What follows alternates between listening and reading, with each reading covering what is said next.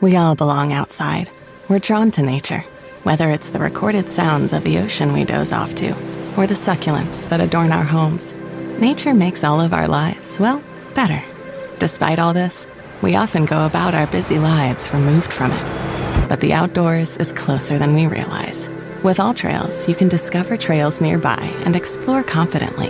With offline maps and on-trail navigation, download the free app today and make the most of your summer with AllTrails. What kind of programs does this school have? How are the test scores? How many kids do a classroom? Homes.com knows these are all things you ask when you're home shopping as a parent. That's why each listing on Homes.com includes extensive reports on local schools, including photos, parent reviews, test scores, student-teacher ratio, school rankings, and more. The information is from multiple trusted sources and curated by Homes.com's dedicated in-house research team. It's all so you can make the right decision for your family. Homes.com. We've done your homework. Oh, a microphony. And a phony at the mic. This is the Bob and Jeff Show, starring Bob Lutz. You think I'm some dummy off the street? My era's everything. I cover all eras. My nickname, Mr. Era. Jeff Lutz. I've been around for 34 years. Longer than most people. 34 years to me is, that happened yesterday, not in your lifetime. There's no alternate history where that could have been achieved. 97.5 and 1240 KFH. Hello again, everybody. Welcome to a Tuesday edition, the Bob and Jeff Show, KFH Radio. We're with you for the next couple of hours. Bob Lutz, Jeff Lutz, your co-host. Max Power in the studio, producing and engineering. 869-1240, that's the IHOP hotline. We are at the trade deadline, 3 hours until we call it quits in the Major League Trade wars. Your team made a move yesterday, getting Lane Thomas. Yeah. My team made a move yesterday, getting Tommy Pham and Eric Fetty. We expect more moves today in St. Louis. Looks like Dylan Carlson is creating a little bit of a bidding war, surprisingly. Yeah, I don't get that. I don't understand it. Makes no sense, but if you pull off a heist for, saw Dylan Floro, is that his name, from Washington, if you get him for a nothing, then you've got to feel pretty good about yourself. Well, Dylan Carlson's one of those guys that, I would not be shocked if he goes somewhere and becomes a pretty good Major League player. I would. I don't think he'll be an all-star, but I think he could go somewhere, hit 240, 250, 15 homers, steal 20 bases. I don't think that's out of the realm. All right, I guess. I mean, for the last 3 years, he has not shown any capability of being able to do that. And I don't think... Confidence is remember when you went to Ohio, riding a wave? You just had a great summer. Here in Kansas. What are you talking about? You went to Ohio and you just couldn't hit the ocean. I had a great summer, not a year before? You had a great summer the year after your sophomore year at North. Yeah, sure did. And then you went to Ohio for your junior year and you couldn't throw it in the ocean. I hit fine toward the second half of the season. You might as well have taken a bamboo splint up there to hit. It wasn't all my fault. The guy didn't know how to coach me, and... It is what it is. You know what? You don't need to depend on guys to coach you. You make it happen yourself. You think anybody ever worried about coaching me when I was playing? No, they didn't. They knew you had no future. Here's what they knew. He'll handle it. Really? He'll go out and I don't need to coach him. He coaches himself. So if I take a strike and I get yelled at, that should do wonders for my confidence? Sure. It should? If I get screamed at in the dugout for losing a ball in the sun, that should do wonders for my confidence. That happened to you? Of course. Yeah, good for him. Let's get him on the show. We'll talk about Not just yelled at, cussed at. Really? Yes. Well, what'd you say back? Nothing. He benched me. I've told this story before, and then I was playing left that day, and then it was a doubleheader.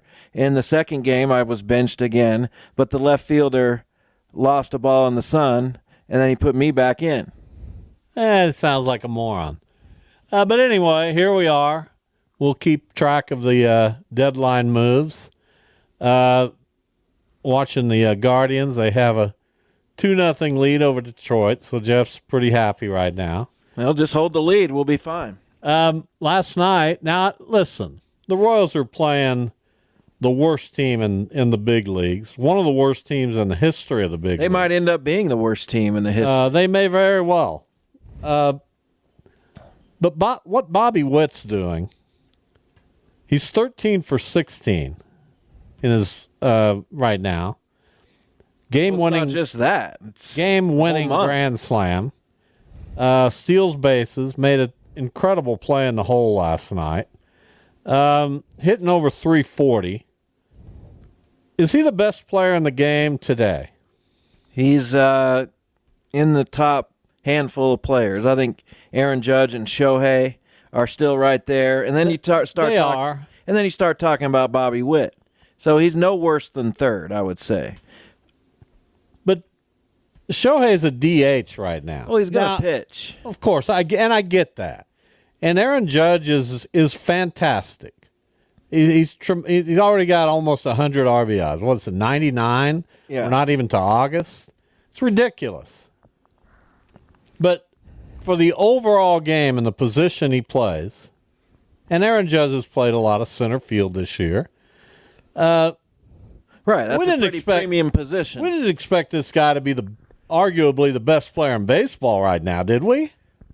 Did we not? I mean, I don't know. Did we? There's a lot of signs that he could be. He's got unbelievable speed. He's got an unbelievable arm. He's got power. He's got the hit tool. I don't know how many guys you look at with the skills that he possesses, and then later you say you're surprised that he's become as good as he has. He's been taking the incremental steps. He was not very good, and then he was good, and then he was really good, and now he's great. It's kind of how it goes down sometimes. Yeah, I mean, and here he is. He just turned 24 in June. He's signed for 1 million years. The Royals have him through when? 2031 is when he's a free agent. He's currently batting. Thought it was longer than that. I thought they signed him for like 12 years. 347 with a 988 OPS, a 391 on-base percentage. I guess if you wanted to pick at anything, and he does have 19 homers, but he doesn't have 30 homers. But he will. Well, he did last year. He had 30 last year. I guess you could, if you wanted to point out one thing, you might say, well, he's not amongst the league leaders in home runs, but he's amongst the league leaders in total bases. Yeah, he's got a lot of doubles. Because he has 30 doubles and 10 triples. Yeah. Not many guys go double digits across the board, much less 30 doubles and 30 homers potentially and 10 triples. So I don't think there's anything you can really poke at. 19 homers? Not really. I wouldn't. 19 homers is great. He's probably going to hit 30. I mean, you can't, like I said, that's definitely nitpicking.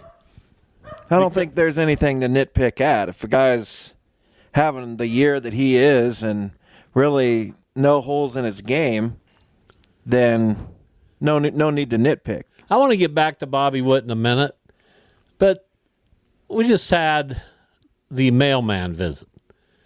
And every time a dog sees the mailman, they go nuts. That's what Misty... Why? Why don't they ever get used to the mailman? I don't know that it's not being used to the mailman. She's used to me coming over, but she still goes crazy when I get here. I don't think it's anything that's taken by surprise. I think if the mailman were to stop in, Misty would love on him the way she loves on me. And Can't she get used to the mailman? There's your first base hit for Lane Thomas as a member of the Cleveland Guardians. I don't care about Lane Thomas. You used to. You traded him for John Lester. I honestly don't care about him. Welcome to the Cleveland Guardians. Who? I was told Alex Cobb. Well, who were you told by? It happened. Scotty. Well, are you happy about that? Yeah, I didn't really send much over. I I like Alex Cobb. He shut us down in the playoffs. That was 11 years ago. But Well, he's 70. Alex Cobb was a guy who's coming back for the Giants. Coming back? And How do you come back when you're his age? he's been injured. And yeah, the last 3 years, ERA's under 4. You'll take that. Here's what Bobby Witt projects. And he plays every day, so he hadn't missed a game. He projects to hit 347 with 29 homers, 114 RBIs, 15 triples, 45 doubles, 224 hits, and 132 runs scored.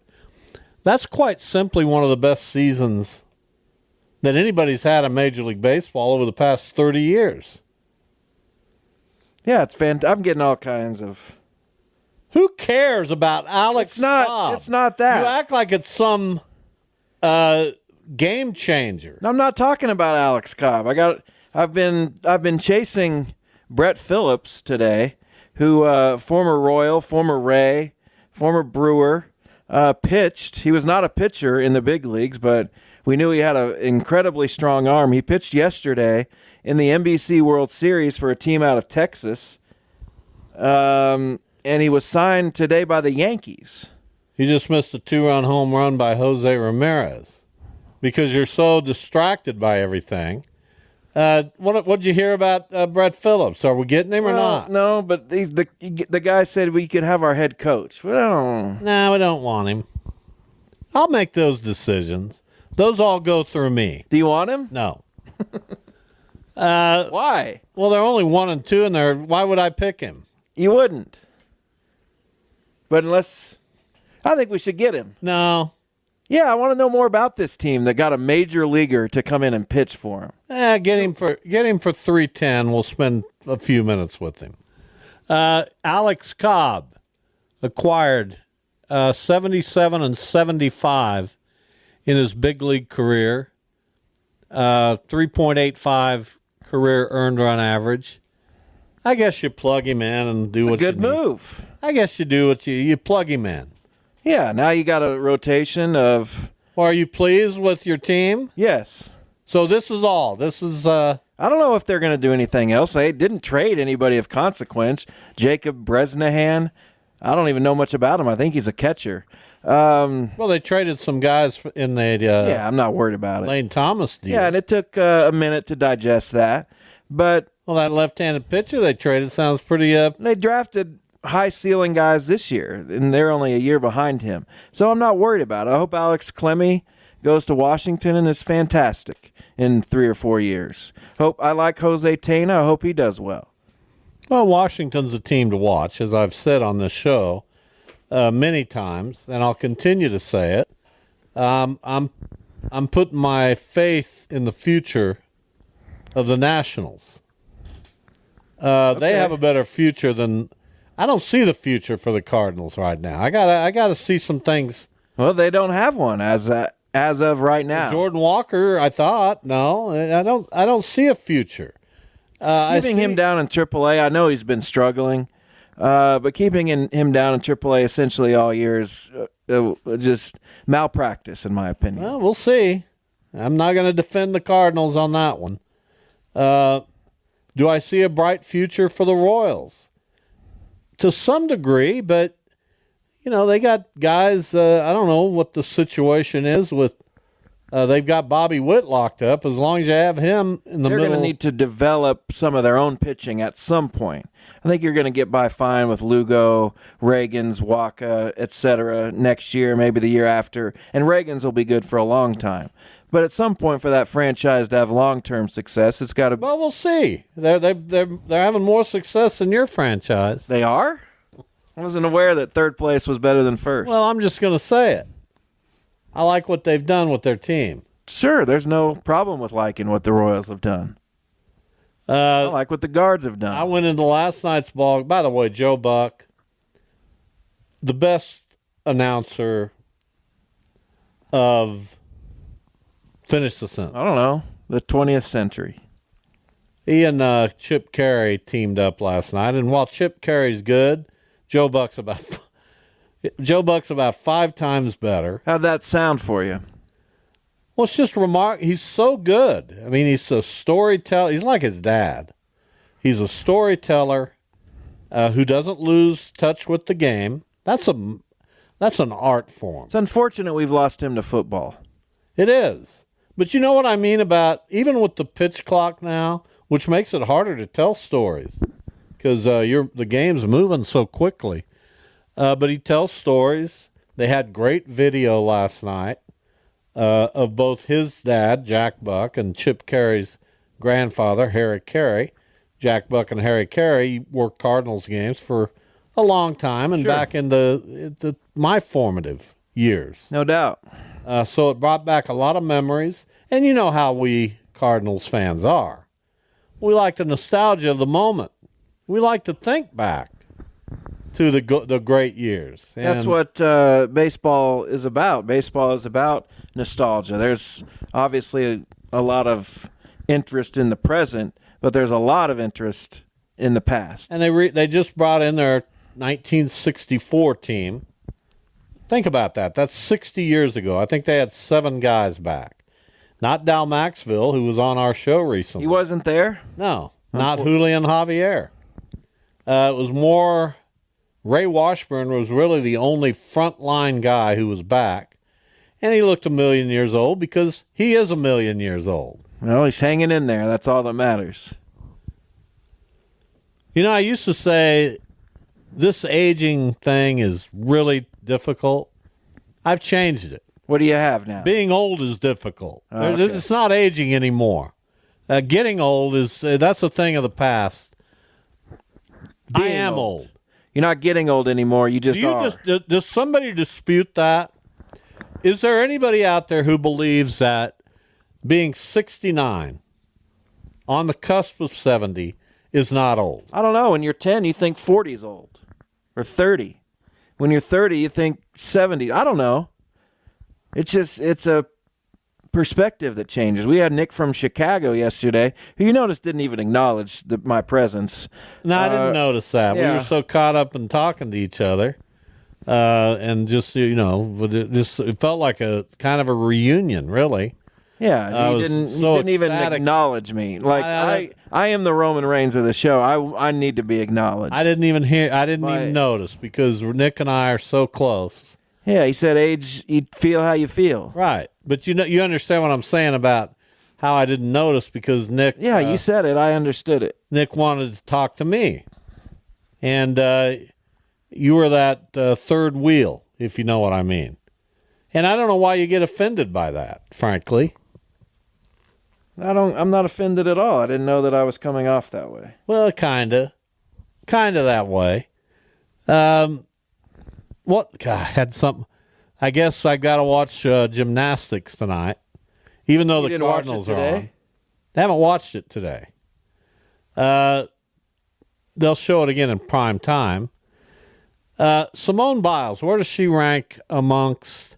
I watch these Olympic games, and I get caught up in them, and it only happens every 4 years, and we watch... Well, the answer, I don't know what you're going to ask me, but the answer is number 1. Here's what I'm going to ask you. Where is she in the pantheon of U.S. athletes? U.S. Olympic athletes? Athletes. I don't know. It's very hard. Is she top 10 all time? Well, you have to decide that. She's the best to ever do gymnastics. Name someone who's a slam dunk. Top 10 athlete of all time, United States athlete. Muhammad Ali. Ali, that's a slam dunk. Are we sure? Pretty sure. I think Ali, Ruth, Jordan are your... Ruth? Yes. Are your 100% lead pipe locks. Gretzky? He's not a U.S. athlete. Where's he from? Canada. Oh. Duda? Maybe. Who else? I don't know. That's a good question. Who else is a lock? I don't know if there are any other locks. I think that's your top 3, and then you can go a lot of different directions with the next... Simone Biles, right? 7. Well, it depends. It's how you value her sport, or how you Is Michael Phelps there? Probably the best to ever do swimming. Although he has no world records anymore, I heard. But that changes. It's what you do in the moment, right? I get it, but it's not like he's 40 years past his time. We're going to continue with this discussion. We are? And by the end of the show, we'll have a consensus top 10. How do you have a consensus? It would have to you and I will agree. It would have to be unanimous. We'll see if anybody wants to call in and contribute. But first, we've got an interview to get to. Frank Leo will join us after the break, manager of the Hayes Larks. And then after that, comedian Felipe Esparza. Now, I don't know much about him, although when I looked him up today, I do remember him. He made a huge impact on Last Comic Standing. He won the thing back in the day. And he's joining us. He'll be in Wichita soon. We'll tell you all about that. Back in a minute, the Bob and Jeff Show, KFH.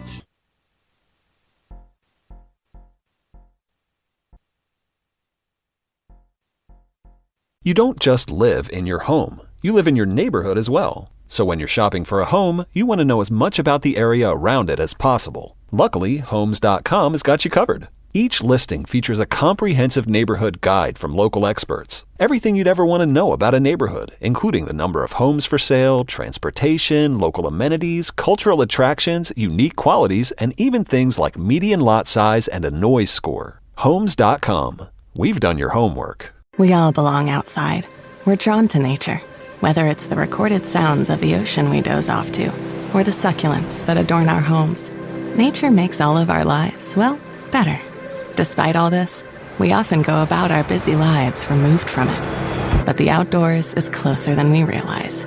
With All Trails, you can discover trails nearby and explore confidently.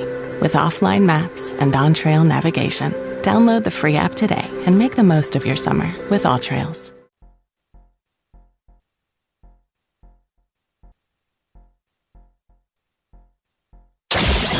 This is the Bob and Jeff Show. Frank Leo joins us, the skipper manager of the Hayes Larks. They are once again in Wichita participating in the National Baseball Congress World Series at X Stadium. They play later today at 6 o'clock against Lone Star out of Texas. Hello, Frank. Hey, Bob. Pleasure to be catching up with you again. When was your first appearance in Wichita at the NBC World Series? I believe maybe 1982, 83. Goes back a few years. So you precede that music from the summer of 84. That's amazing. You're making me feel comfortable. Well, so do I. Trust me. So tell us about your team. You're 2-0 in pool play. So is Lone Star. Looks like it should be a pretty good ball game tonight out at X Stadium. How do you feel about your squad? It's a good squad. They really, one of those things you always wonder when you put a club together and don't have a whole lot of time together is how quickly they'll come together as a group. And this group did that very early on, and been watching each other's back and playing the we game, no I game, and it's been a fun bunch. We're getting the most out of our talent, and they've been playing well down here the stretch. How balanced is this team compared to some of your others?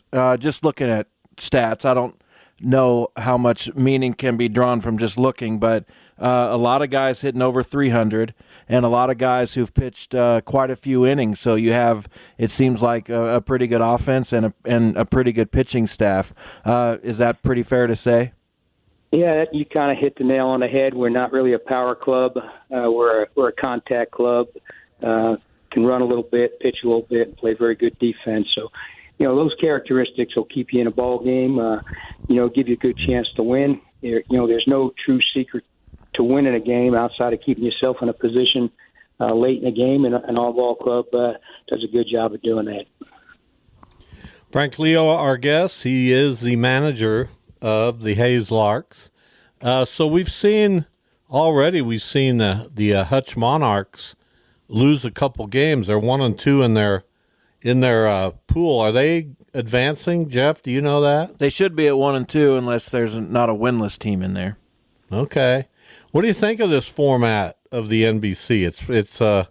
it's pretty interesting. You get to play pool play, and then you go into a single elimination bracket. Yeah, it's short and it's compact. I mean, you don't have a whole lot of time to recover if you get yourself in a rut.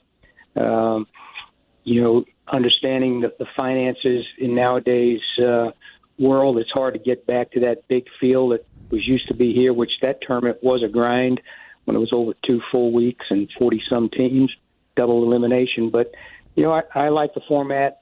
Gives you a day to catch your breath. I think moving it up a week definitely, is a burden on getting your summer schedule done, but it is a relief for players.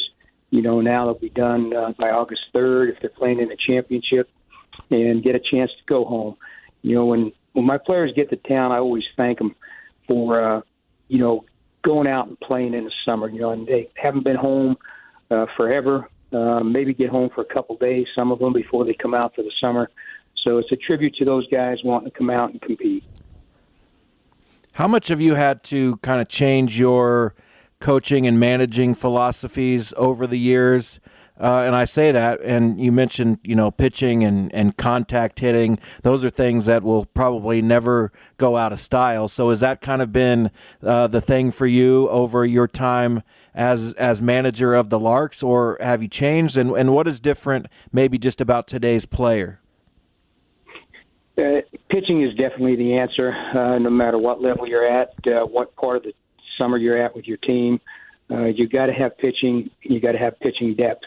And the second facet is play defense. You play defense and you pitch it, you're going to give yourself a chance to win. So, when putting a club together, you look at those factors. Yes, you need to have some offense too, and so that's kind of the third factor that comes into play. I don't think power is the thing you look for. I think it's looking for guys. How often are they striking out? Are they getting on base? I look a lot at on-base percentage of players and somewhat on batting average, but more or less are they putting the ball in play, not striking out. As far as, the recruiting process and what's going on, how things have changed with players, it's all about the pitching, the number of innings guys throw during the course of the spring. Bob, to be honest with you, it's getting tougher and tougher every year to put a good pitching staff together, a depth pitching staff where you have quality guys up and down. Coaches, and there's also the portal that's coming into play. Coaches are getting hesitant to send pitchers out, even to send position players out. Number one with the pitchers is innings. I mean, and it's not a great amount. I mean, they get up to around 50 innings in the spring, and you start wondering if a guy you recruited is going to come out. And years ago when I first started this, you could recruit a weekend guy, and he was going to come. Now, the weekend guys aren't going out; they're staying on campus. And my big thing, Bob, with some of these pitchers that need to work 50 innings isn't much. Staying on campus and throwing bullpens, getting stronger, is all well and good, but you can do that in the summertime and pitch at the same time and find out about yourself. No substitute for being between the white lines, game on the line, and you're on the mound, and see if you can get a guy out. That's the old school in me, and that part of the game has really changed as far as what kind of arms you are getting out anymore. Yeah, for sure. The TLC we're showing pictures now, maybe a little excessive. Talking with Frank Leo, the manager of the Hayes Larks. They are 2-0 in pool play. They play Lone Star Baseball Club out of Texas tonight, also 2-0. Both teams are going to make it into bracket play. So how do you approach this game tonight with your pitching? I would imagine that if this game had more on the line, it might be different. Yeah, it's a catch-22, Bob. And Lone Star is a very good club. We've played them before. They always have good arms coming in, that they bring in with them.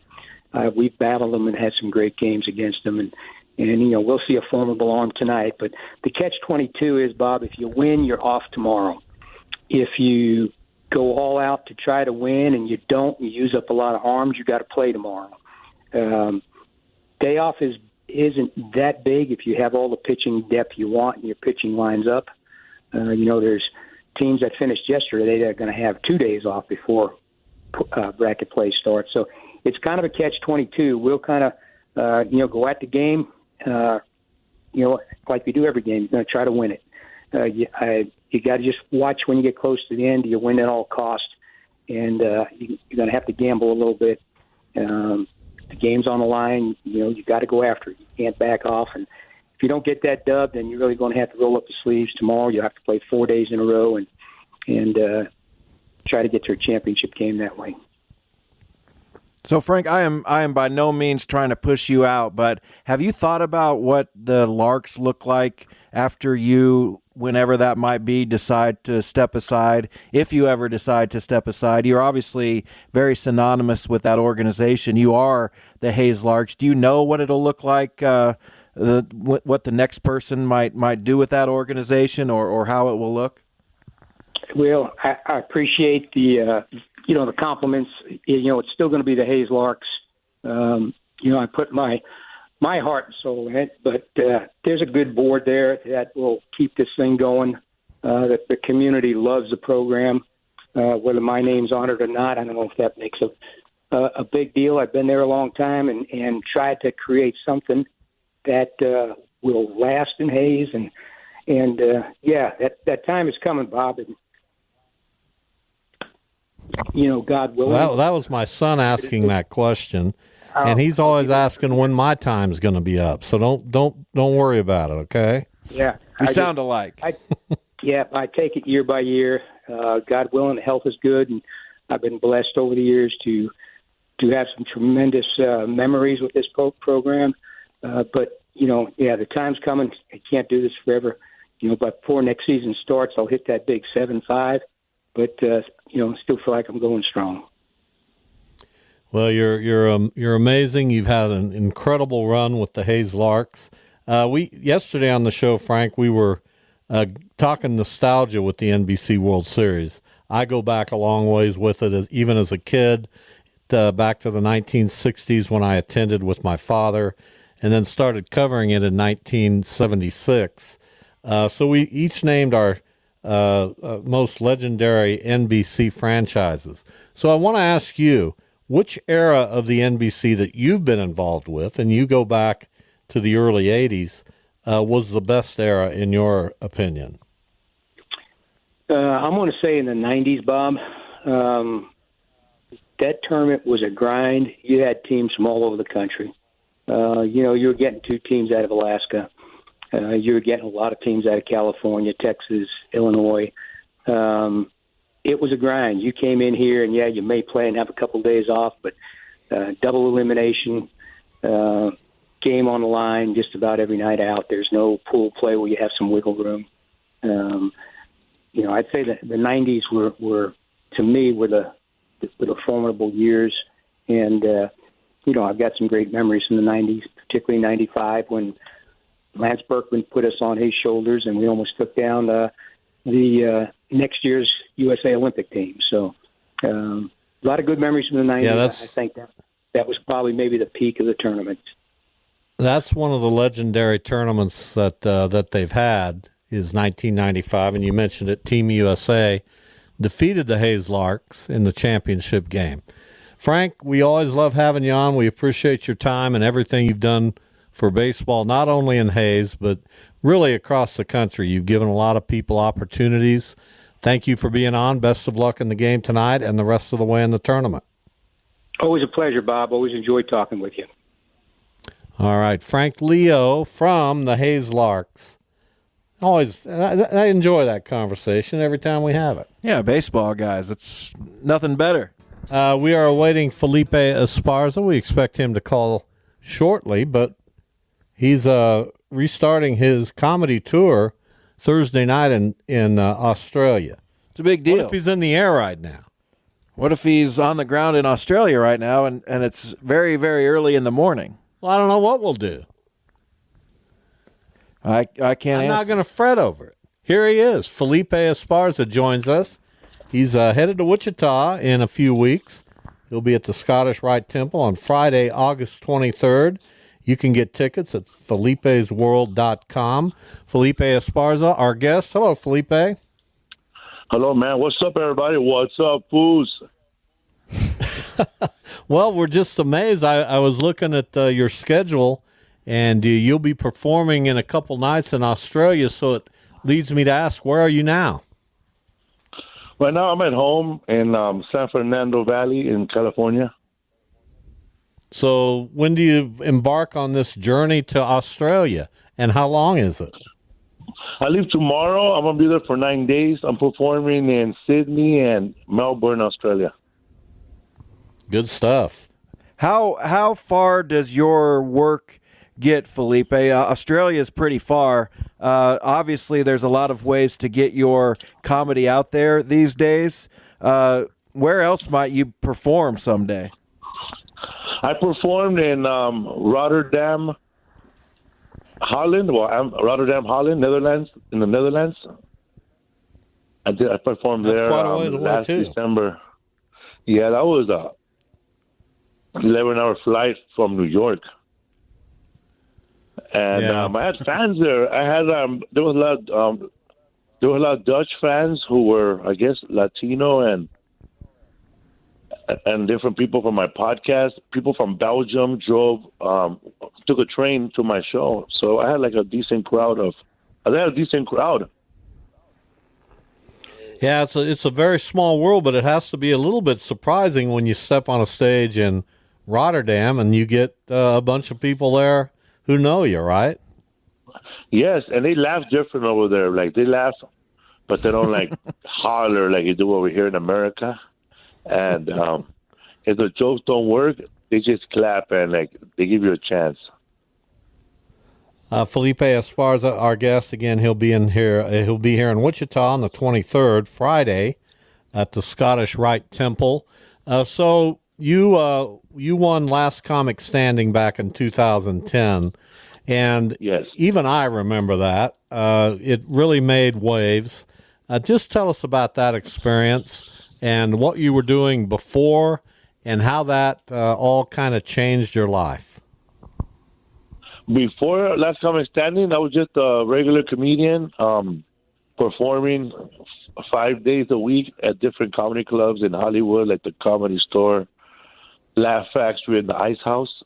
And I was fortunate enough to be working more at the Laugh Factory because they had more rooms all over Southern California. So I didn't have a car, but everything was like convenience for me. I would catch a bus to go do a show at the 8 o'clock show at the Laugh Factory on Friday, and then leave, and then finish the 9 o'clock show in Long Beach on a train, come back on a train and a bus to be the last comedian up at the midnight show back in Hollywood. But I built a lot of fans along the way, going up every day. Like I would go up sometimes 9 times a week in Southern California.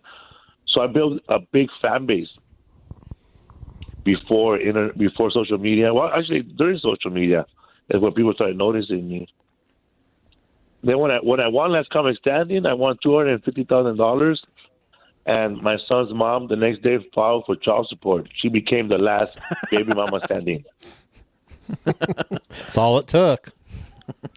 I love that. Do you miss that show just being an avenue for comedians to make their name? I watched every episode, I think, probably of every season, and you go back to season 1, I think Gary Goldman was on, Todd Glass, who I absolutely love, was on that show. There were a lot of comedians that I really came to love on that show. So is it missed in the comedy world, or are there just so many other ways to get out there that maybe it's not as needed?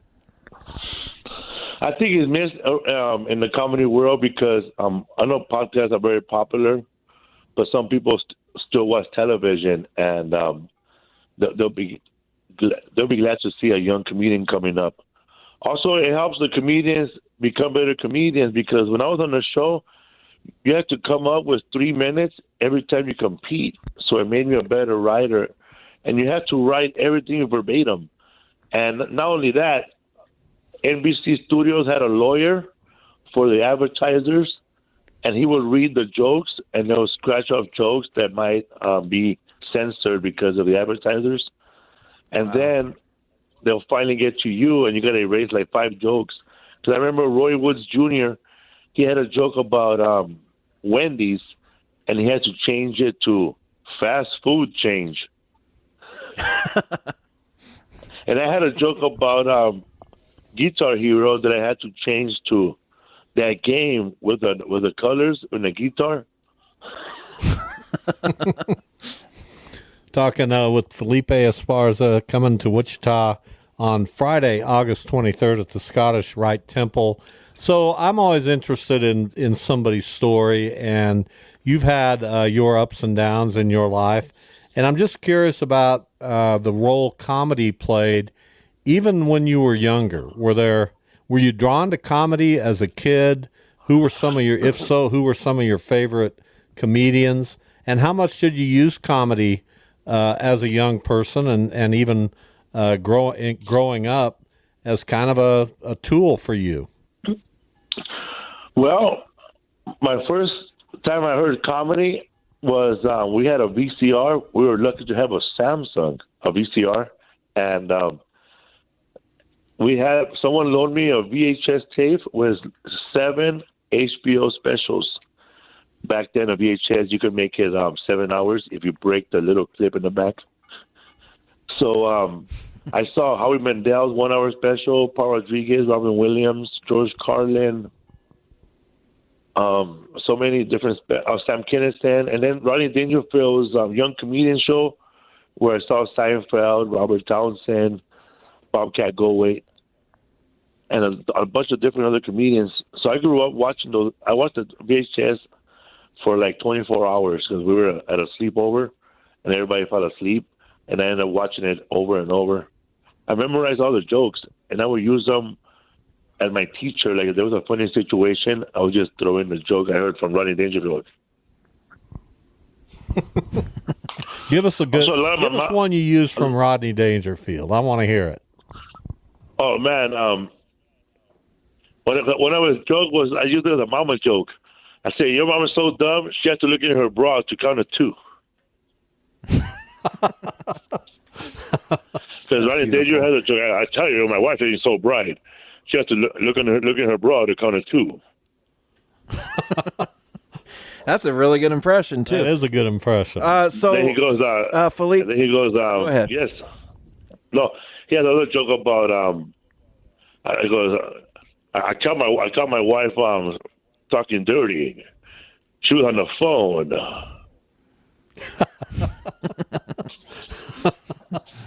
So, Felipe, are we in a golden era of Latin American comedians? Has that era already happened with Cheech and Chong and Paul Rodriguez? Is that era still to come? What do you think we're in as far as Latin American comedians? Because there's still a lot of funny ones. You among them, Steve Trevino, obviously Fluffy is there. What do you make of that? I think a lot of Latino comedians are exploding on the social media end and are doing really well. And it's so nice to see them blowing up like that out of social media and actually using the tools that are available in this century, you know? Because back then when I wanted to do stand-up comedy, I had to go to a library and pick up a book and learn how to write. And a lot of these guys, they watch stand-up comedy and they learn it, and they go up on stage. They get on these shows and they go viral, and they're really funny, like Ralph Barbosa, Ken Flores, type people like that. So yeah, man, and they're crossing over, you know, like not just Latinos go to their shows, even African Americans and Asians. At my shows, I get a lot of people who look like me, like Lebanese, Sikhs. I get people that are married to a Latina or married to a white guy. I get the crossover. Felipe Esparza is our guest. Have you been to Wichita before? Have you performed here? Man, long time ago, when I was opening up for Gabriel Iglesias, I went to the Looney Bin. Okay. That's awesome. And it was over the river, you know. I learned a lot of stuff out there about the squinters. Well, we missed the Looney Bin. It shut down a couple years ago. Yeah, man. You have to know that, man, but the owner of the Looney Bin, he told me this crazy story that he used to be a disco dancer in the 70s. Really? And he used to compete in actual big dance disco competitions. And he went up against the guy who taught John Travolta how to dance. Danny Terrell, I think that's his name. And he said that guy ended up beating him, but that the guy that taught John Travolta asked him, "Hey man, how did you get your shirt and not to come out of your pants? Because every time everyone else did the splits, their shirt would come uncuffed, but your shirt stood in." And he goes, "Well, this is an old country hillbilly trick," he said it, and he sewed an elastic on his T-shirt connected to his pants. So every time that he did a split, the shirt would come back down. And he told me that that's what John Travolta used in the movie to keep his pants in. He never got credit. And he said, if you go to any Planet Hollywood, I bet you the Saturday Night Fever John Travolta pants has a suspender, a little elastic that they took from his idea. Crazy, right? That's crazy. That's a Wichita story I never heard. Felipe, thank you for being on. You need to get some rest for this long flight to Australia. When's the last time you were over there? Never. The closest down under I've been to is Mexico. Well, this is a little farther. It'll be a great experience for you, I'm sure. We really appreciate you coming on. We'll see you here in Wichita in just a little over 3 weeks. Thank you so much. And I will let you guys know if they actually have shrimps on the Barbie over there. Please do. Yes, call us. We do want an update, for sure. Thank you, Felipe. You know, also, we had tornadoes in Mexico growing up, man. One time our house flew and we landed in California. Now, is that a reference because you're doing a show for a couple of Kansas guys? Something like that. I remember that's an old joke I used to have that never worked in California. I figured I'd try it against them. Do you want to hang out for hour number 2? We'll be happy to have you. Hey, thank you so much. It's been our pleasure. Thank you, and best of luck on your tour. Thank you very much for having me, man. You bet. Let's go Dodgers. Felipe Esparza. Yes.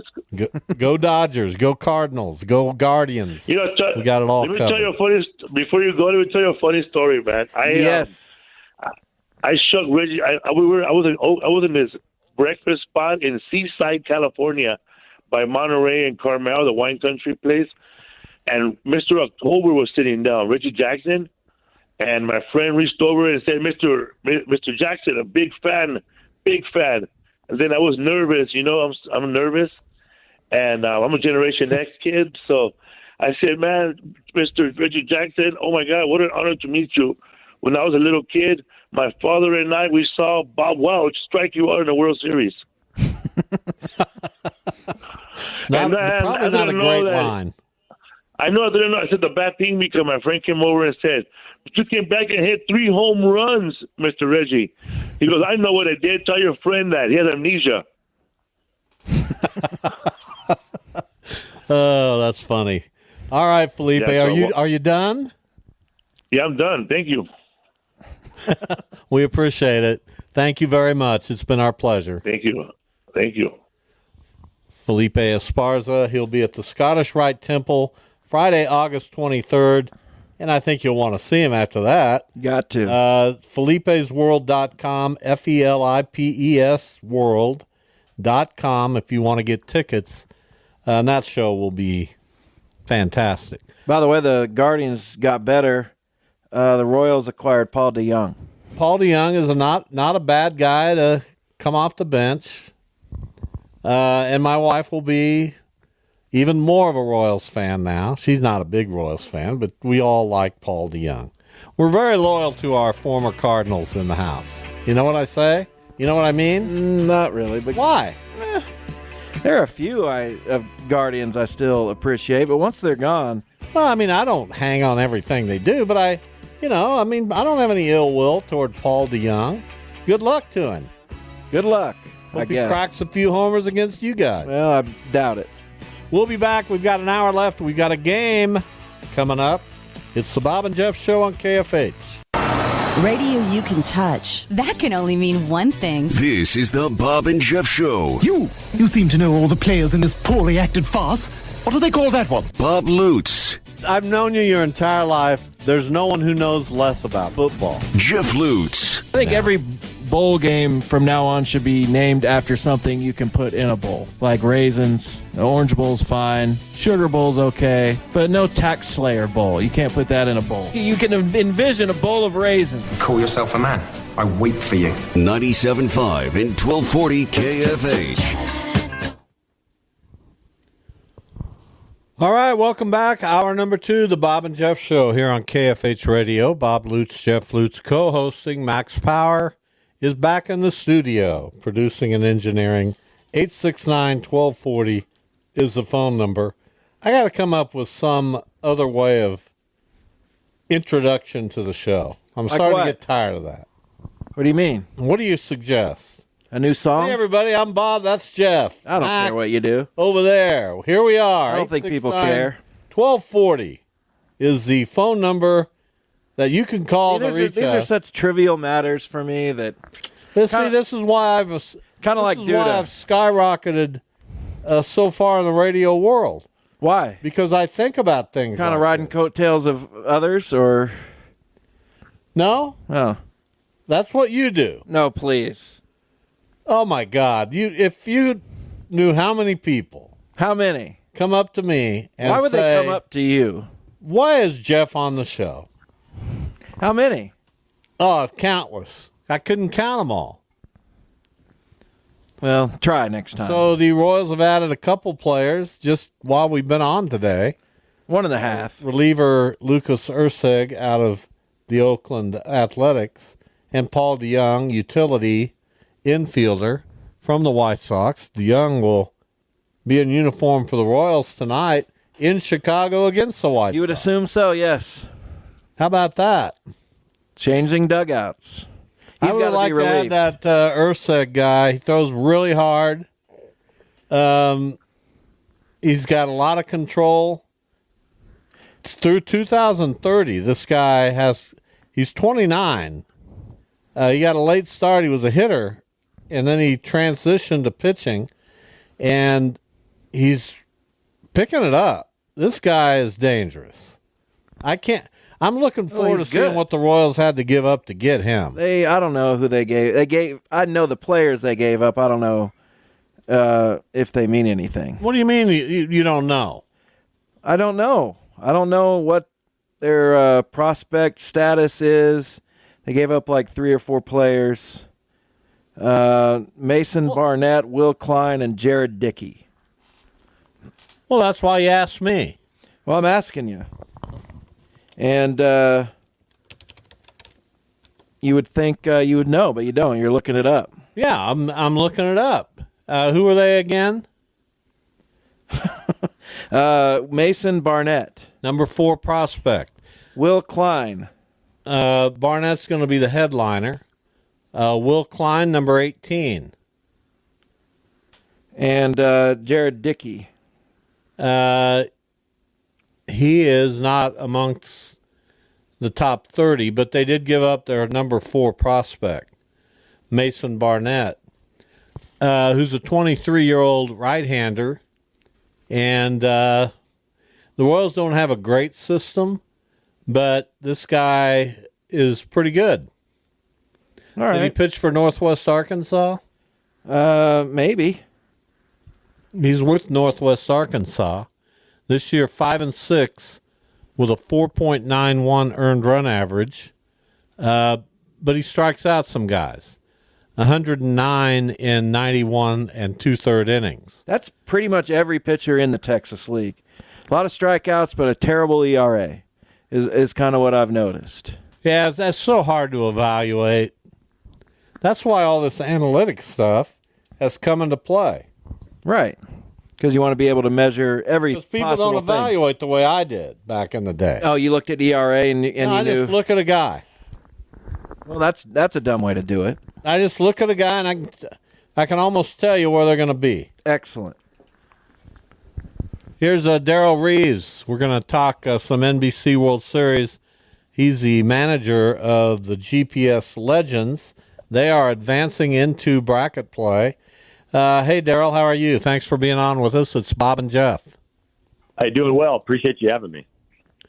You bet. So you guys, out of nowhere, I guess, we found out that you have Brett Phillips. You had Brett Phillips on your team. He pitched yesterday, was hitting 97, and then lo and behold, earlier today, the Yankees came in and signed him. What a situation that is. Tell us how that all came about. Yeah, so our team playing in the local league down there in Round Rock, Texas, suburb of Austin, and as we qualified for this deal, what we've done or we've learned in the past is you better bring some pitching up here, and so a few of our guys, whether their college coaches shut them down or they shut themselves down for the summer, we're seeking out guys in our area that are still looking for some innings, and he happened to come across our desk. And at first we thought it was, somebody was just being silly about it, because we knew he lived in the area. But then it turns out he was trying to make that transition to a pitcher, and it really ended up providing a great starting point for him. So he was here for the weekend. We had a real early game on Sunday. It's supposed to be 3 a.m. We got into some delays, but there's a couple of those guys, we let them rest. We let them stay at home, and he was getting ready for that game last night. And what happened? I mean, he pitches. Did he pitch before? It's one game. It kind of goes viral a little bit. And here, of all teams, comes the New York Yankees. That had to be kind of a whirlwind for everybody. Man, it was pretty fun for us. Number one, the kids in the dugout seeing him, but not only that, but we were kind of going to publicize this as we came up here. Then he actually, at the last minute, asked us to keep it kind of down low because he thought maybe there was something else in the works, because he was going to actually fly out today regardless to a different league. But it turns out, because of his performance and the stuff that happened on social media, he got that call right away, and what an opportunity for him. And it was a fun morning, to say the least, getting up, moving around. And all of a sudden he's on the phone and he's just blowing up, and, got people saying congratulations and that's awesome, this and that. And then he also got that phone call. So it was a fun time to be around that. Darrell Reeves, our guest, manager of the GPS Legends out of Round Rock. They are here playing in the NBC World Series, and they have advanced into the bracket play, which starts tomorrow. Brett Phillips, of course, a former big league outfielder, transitioning to pitching, and signed today by the Yankees, who are going to put him in their minor league system. The guy throws incredibly hard. We know from seeing him in the big leagues that he's an extremely personable guy. What was it like having him around your players for this brief time? Yeah, I think you said it perfect right there. He's a very personable guy, charismatic. Interacted well with the kids. Our kids loved it. He was sharing knowledge in the bullpen and in the dugout, and what a blessing it is really for anybody, wanting to excel in this game. And here you go, you're getting to talk to a big leaguer that's been successful, walk-off hits in World Series, stuff like that. And so it's just pretty incredible atmosphere, to say the least. So since you'll be hanging around and made it to bracket play, what can you tell us about your organization? I know it's a widespread organization. I saw today you have at least one ex-big leaguer, Ryan Longerhans, who helps coach an age division within that organization. So how big is this organization that you guys have put together? Yeah, I'd say over the last 10, 12 years, this organization has grown exponentially. Do a really good job. It's about people, and people want to succeed for other people, then good things to happen. GPS, the acronym there stands for God Provides Strength. And so we put that throughout our organization. And so we're trying to promote kids. We're trying to promote the game. but also develop those kids to be successful. So we've got, from 9U, 10U to high school level kids, and we've got our collegiate kids.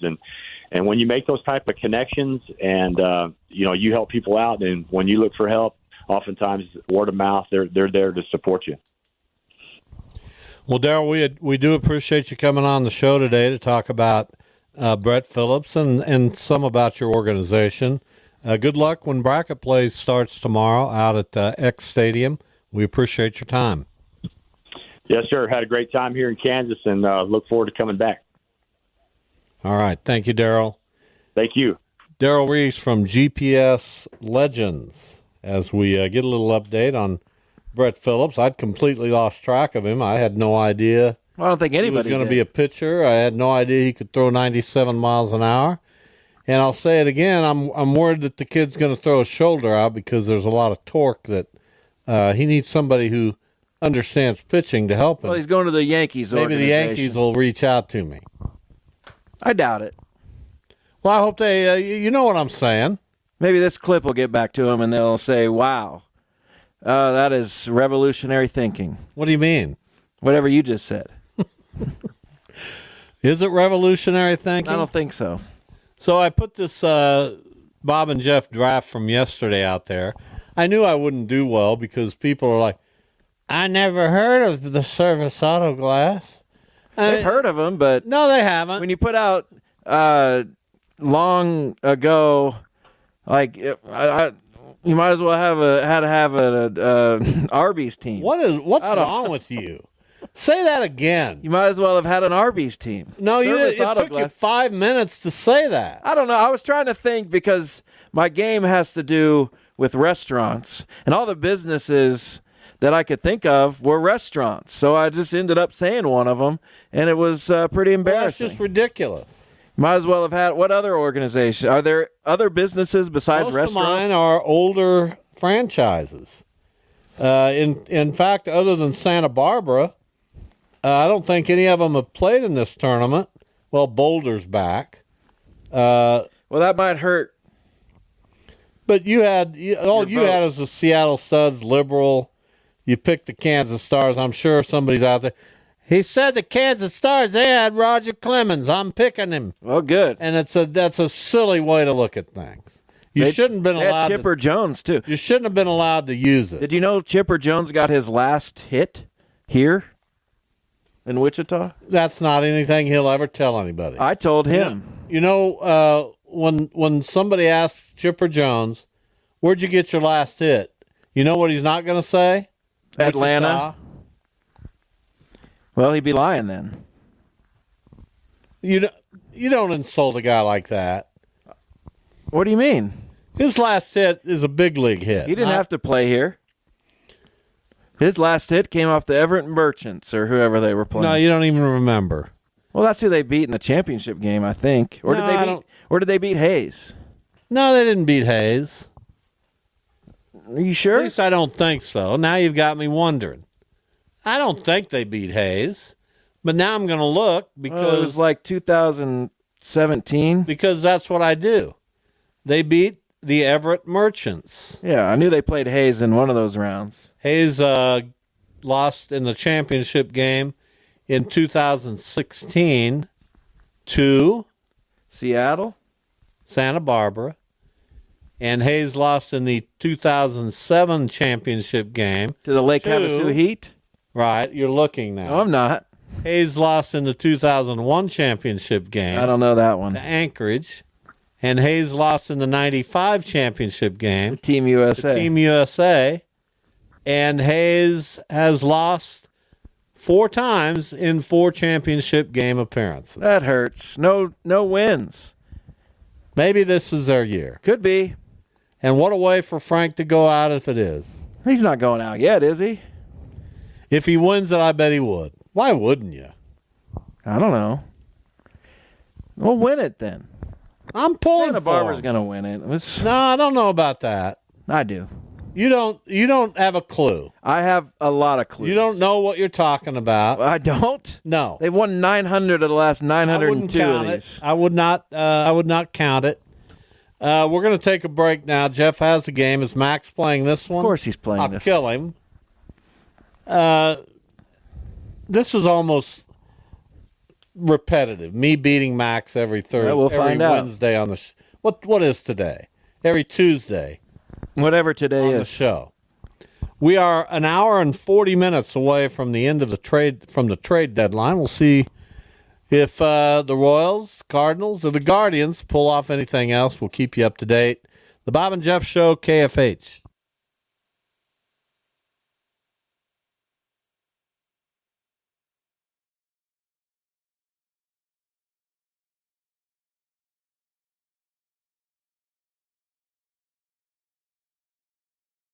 You don't just live in your home. You live in your neighborhood as well. So when you're shopping for a home, you want to know as much about the area around it as possible. Luckily, Homes.com has got you covered. Each listing features a comprehensive neighborhood guide from local experts. Everything you'd ever want to know about a neighborhood, including the number of homes for sale, transportation, local amenities, cultural attractions, unique qualities, and even things like median lot size and a noise score. Homes.com. We've done your homework. We all belong outside.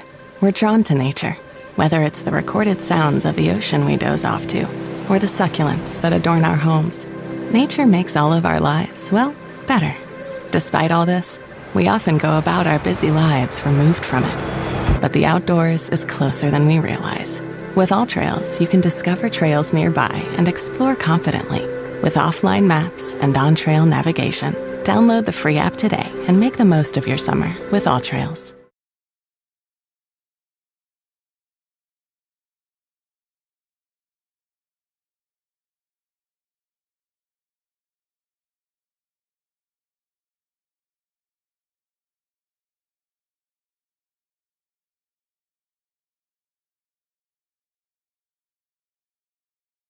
This is the Bob and Jeff Show. I watch a lot of, not a lot, but I check in on some bands from back in the day and see if they still have it, and many of them do not. Name one.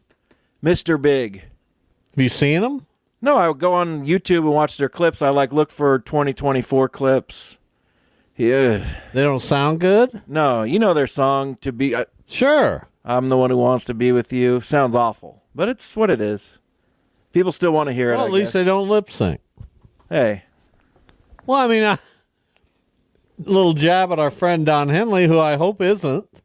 But, at least they're authentic. This is true. Max, it is time. It's time to play the game.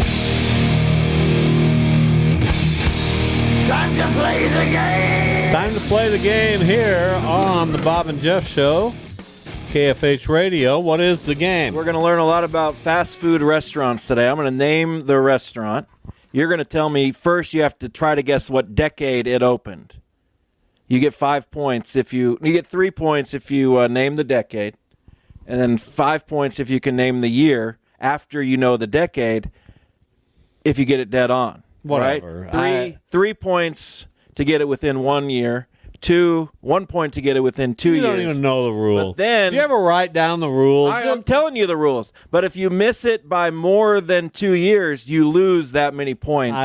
Of how far off you are. There's no way this will be accurately. No, I know. I know what I'm doing. Know exactly what I'm doing. All right, Max, you want to go first? Sure, why not? I don't even know what he said. So I'm going to ask you first for the decade.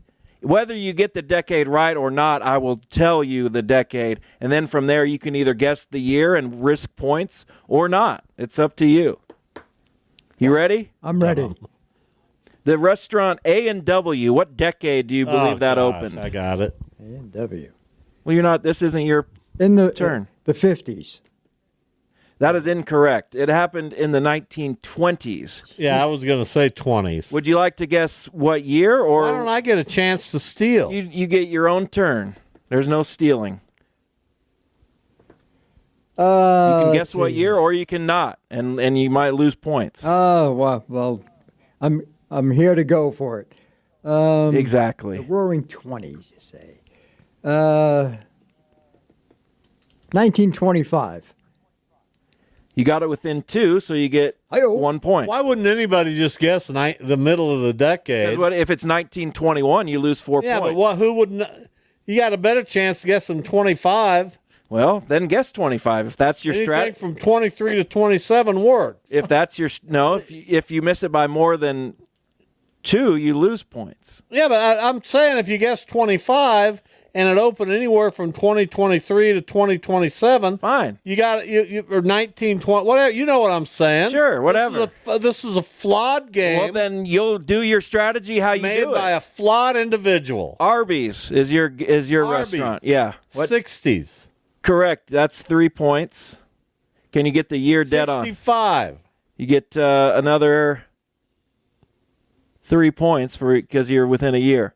So it's 6-1 after one round. And Max, get used to it, pal. Max, Burger King. The 60s. It is the 1950s. Burger King? Would you like to guess the year? Of course he would. Just guess Sure 55. 57. Oh, you lose Dumb 4. guess. You lose 4. Oh, well. What was it? 53. See, if you'd guessed 55. He'd have a point. Oh, this is the simplest game in the world to do well in. Next. Chick-fil-A. Chick-fil-A, that's relatively new. I'll say the 90s. Incorrect. It's the 1960s. No way. The first one. 1965. You lose 4. No, I don't. 1961. Tough for you. You lead 2 to -3.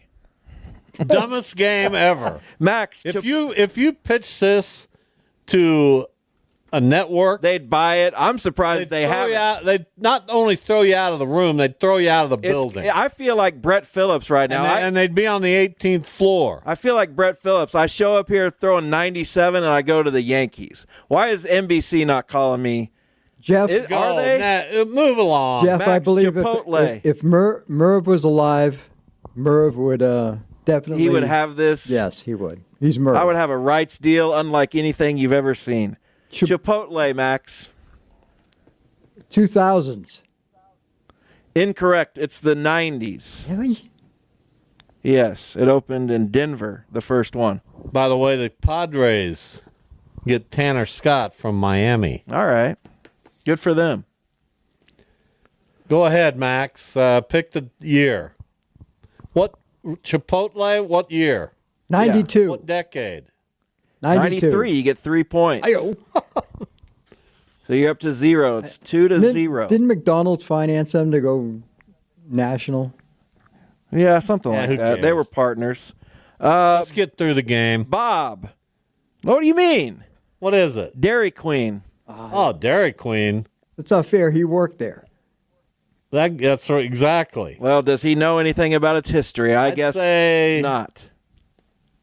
The 30s. It's incorrect. It's the 1940s. Would you like to take a guess at what year? 1935. It's the 40s. Would you like to? 1945. You lose 5. No, I don't. 1940. Well, that's not the 40s. In Minnesota, they opened. That's the end of the 30s. Well, I know then they're you lose 15 Minnesota points. franchise. They started in Minnesota. It is now Max leading 0 to -3. All right. Max, Domino's Pizza. Now lovingly known as Domino's. Yes. Today, Max. 60s. That is correct. Oh, you get no. 3 points. Would you like to guess the year? 1967. You lose 7 there. So Summer you're of down love. to negative. Summer of You're love. down to -4. It's 19. How do you lose 7? That's the dumbest. He guessed I took a shot. 1967, and it was 1960. That's how. Dunkin' Donuts. Dunkin' Donuts came around in the 70s. Incorrect. It's the 1950s. Would you like to guess? 1955. You lose 5. No, quit. 1950. I hate this, Max. Hear me out. This is the stupidest game I've ever heard. Well, it is now Max leading -4 to -8. Judges will have to decide whether you can win this game with negative points. But Max, you're up, and the restaurant is Kentucky Fried Chicken. Oh, the Colonel. We like to call it KFC these days.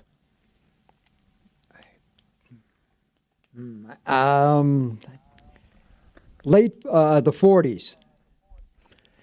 Incorrect. It was the 1930s. Would you like to take a stab at the year? Broke.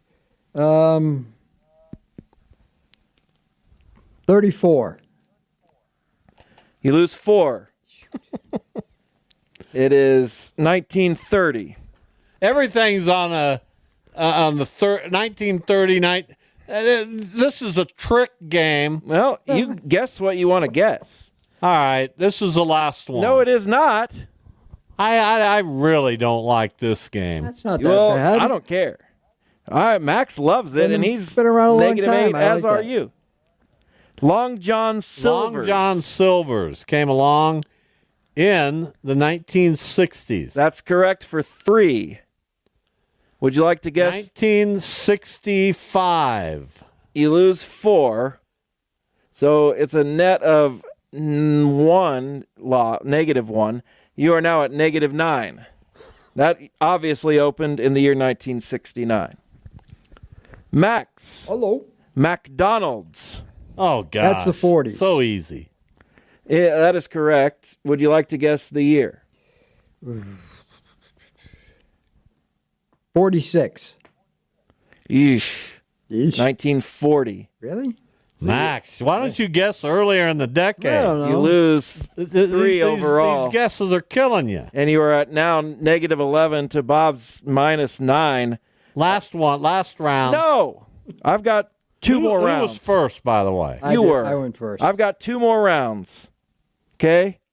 And I'm going to skip that one and go to that one because I got 4 good ones left. Popeyes. Yes. 1970s. Correct for 3. Would you like to guess the year? No, I'm not going to go there. I'm trying to win this thing. Okay, well, you're at -6. Max, Subway. I think it's a Family Guy. You'll get to that one eventually, Jeff. Subway. 70s. It was the 1960s. Jeez. You can guess the year. If you get it on the be on careful, the dot, Max. you get 5 points. You be careful. I'll go 69. Oh, you lose 9. everything starts at the beginning of the decade. What is this? Exactly. 1960. You've been killed by that a million times. What's the score? -20 to -6. Well, I've wrapped it up. There's no mathematical way. There's not, but let's play the last round out anyway. Go for it. Taco Bell. Taco Bell. Taco smell. That's been around longer than you would think. The 60s. That is correct. Can you pull yourself out of the negatives? 1963. You get 2 points for that, and you end up at -1. You almost got out of the red. Yeah, the red. Finally, Max, Wendy's. When did Dave? 60s. Correct for 3, and the year, please. Well, he doesn't have to do the year. He doesn't have to, but he's down by 16. Yeah, you might. 68. Yeah, you get 3 points for that too. Hey. It was 69. So you end up at a respectable -14. Thank you. That's not respectable. That's terrible. You didn't even end up in the negative or the positives. I don't think you can But I be won counted it. as a winner. But I win it. You got to have positives to win. No, that's not. That's a rule. That's not how we're doing. Ask Merv. That's not how we're doing this. Yeah, nobody won Ask Jeopardy Merv. at negative. Exactly. All right, there you go. Finish the game. So earlier in the show, we were going through our top 10 athletes of all time. American athletes. Right. We settled on Muhammad Ali, Michael Jordan, Simone Biles, Michael Phelps, Babe Ruth. Did we settle on them? Or were they just guys you wrote We down? talked about The it. first three we had were settled. The question is... What about Jesse Owens? I don't know. See, the greatest... I would put Usain Bolt over him. Not American. He's not? Okay. Maybe the worst, dumbest thing you've ever said on a show. Well, then let's go. Who's the best tennis player ever? Not an American. Pete Sampras would be the best American male tennis player. Serena Williams would be the best. Serena would get a little of a run. Let's see. LeBron? It's probably up there. Why all the hate on LeBron? Did you see him in the game against Serbia the other day? I watched the second half of that ball game. He's the best player on the floor at 39. I know Durant scores and he's unbelievable, but this guy, LeBron, I know, running around like he never loses. I've never seen anything like him. I'm with you. I'm not going to disagree, and he's obviously playing with a lot of pride and passion, wants to do well for his country. Why do people not like him? Because he's a little bit of a drama king in a way. That's all right. Yeah, I don't know. It's just, who isn't these days? Put a camera in front of somebody, they all... Or put a microphone in somebody's hands. You've proven this time and time again. I'm not... You think I'm a drama? You're out for all you can get. Thank you. That means a lot to me. Right. And I've gotten a lot, so must have been working out. Me, on the other hand, I'm just happy to be here. Really slumming it. Yeah, we've noticed. Might be time to either step up your game or think about a succession plan like Frank Leo. Really? Maybe. I wonder if somebody will come to me when it becomes obvious. Because it's not obvious yet. Not yet. I mean, to those who know you, the slippage is clear. Those who know me would say, man, this guy, is he ever going to lose a step? Are we ever going to see any kind of a sign of deterioration? I don't know. Just today we were at League 42 and we were talking about putting some interns in our education program and what we were going to pay them and how many hours. And I said, well, it's 12 hours a week for 12 weeks. That's 144 hours. And then 12 hours a week? 12 hours a week. Yeah. Oh. 12 hours I was a week. thinking $12 a week. For 12 weeks. Okay. So that's 144 hours. And then I figured up. It's a calculator. So you did 12 times 12, which is like the first times table anyone ever learns. So good job. But then what we were going to pay him, I had all that. What are we going to pay him? Well, you don't need to worry about it. Should I apply? You interested? Maybe. Well, maybe you should do that instead of this. I mean, maybe you'll find something that you succeed at. I've been looking for a long time. If it hasn't happened yet, it probably won't. I wish the Cardinals would make something happen. The Padres just sent 3 of their top 5 prospects to Miami for Tanner Scott and another player. But those prospects don't have very good records or numbers in the minor leagues for the Padres. So how you evaluate prospects nowadays is, do they throw hard? Do they have good launch angle? And are they fast? You forgot the shape of their pitches. Right. I don't like stuff it. Plus, you got to look at that. You can have all the stuff in the world, but if you can't throw it where you want to, it doesn't matter. I understand that. And Robbie Snelling, who was apparently the headliner, number 2 prospect for San Diego, well, their system must be the worst ever. And how they continue to fleece these teams by giving away prospects. Do we know of a lot of San Diego prospects who have become stars with I'll other... tell you what, I'm just C.J. Abrams is going to be. Okay, so there you and go. James Wood is going to be. Okay, so there you go. Traded for Juan Soto, who might be the best player on the planet. Well, you asked. I know, and I was just thinking out loud. I wasn't saying there wasn't. Well, but you were implying that there wasn't. Not necessarily. Off the top of my head, I didn't go straight to C.J. Abrams, who I should have gone to. So you know what I did Sunday?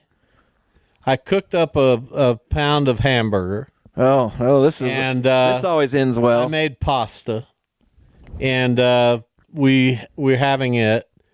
And then at the same time, just hamburger and pasta. At the same time, I cooked up my Vienna sausage casserole. Ugh. And my mouth's watering thinking of it. So what's in this pasta dish? Did you at least throw some pasta, some meat sauce, some hamburger? That's so you made sort of spaghetti. It's great. It's really good. I've got this little recipe I use. That's good. I'll make you something better. Some of these spices I use are just like what? Starts with a C. Can't think of it. Cumin? No, I don't use that. Why? I don't like it. Okay. But anyway, I'm not a big cumin guy either. That lasts us 3 or 4 days. Well, sounds fantastic, and it's easy to make, and it's cheap. It is easy to make, and it's pretty cheap, and that's what I'm saying. And we enjoy it. Well, enjoy it. Vienna sausage you can probably lose, but other than that, yeah, keep it. No, keep it we rolling. like the Vienna sausage. Debbie loves it. Are you sure? Yes, ask her. She's not just saying that to appease you. She would never do that. She wouldn't? No. What has she recently said? She's very picky when it comes to eating. Okay. So if she didn't want it, she wouldn't touch it. All right. Well, canned Vienna sausage does not scream picky to me, but... Why are you knocking my wife Maybe now? to some others it would. You know what? What? I'm going to start stepping up for my wife. You should. Anybody who says anything that I even think could be derogatory, I'm going to punch them in the mouth. You want to take a shot at my wife while we're here? No, why would I? If you want to, go for it. No, why would you ask me that? No, I like Shannon. Well, we all do, but if you want to get even, that's the way to do it. Now, your daughter... You don't like her that much? Well, that got you. Yeah. I could see it. Not really. Heading off to K-State very soon.